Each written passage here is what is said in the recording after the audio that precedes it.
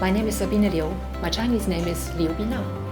I'm 57 years old this year, and I came to Shanghai in 2003. When I came here first time, there was almost nothing. There was just some fields and no shops, no things like this.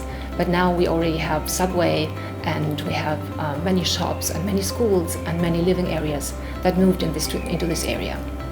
I started working here in 2006. The first 3 years I was just mom, because we came over with 3 children. In the beginning I taught some moms who came with their husbands, being an expert, sent out to China, and they were really in trouble because they couldn't even go to the market buying apples or something like this because they didn't know how to say this.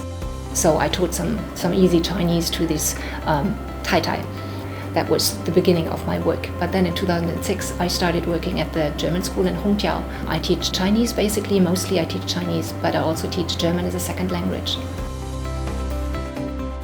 So if we teach Chinese in this school, an important point is to let these children who come from the Western area and from the Western surrounding, to let them have an idea what China is about.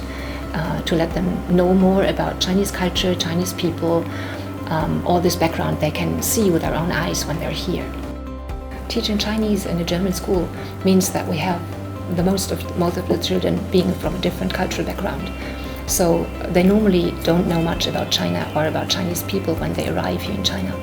So it's the aim of the school that they get in touch with the Chinese culture, and they get to learn, and they open up and are very free in their thoughts.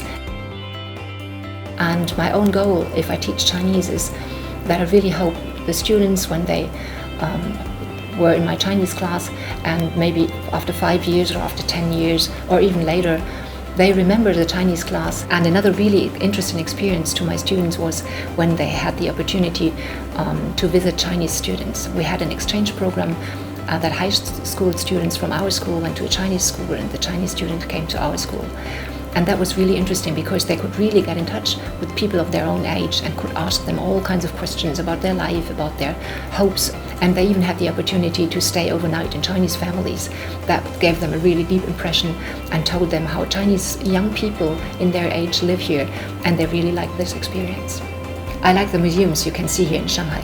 For example, the Big History Museum at the People's Square. They are very interesting exhibits about the 5,000 years history of China. I saw another museum about clothing. It tells you the whole history of clothing in China. I even went with my students because I was working on a project with them to show them how the clothes changed during the time. That's very interesting for them to see.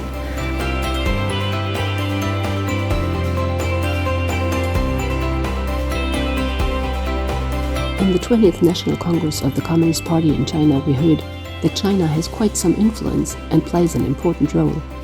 Teaching Chinese, not only the language but also civilization and culture, will give the students a deeper understanding, and thus will carry more of China into the world.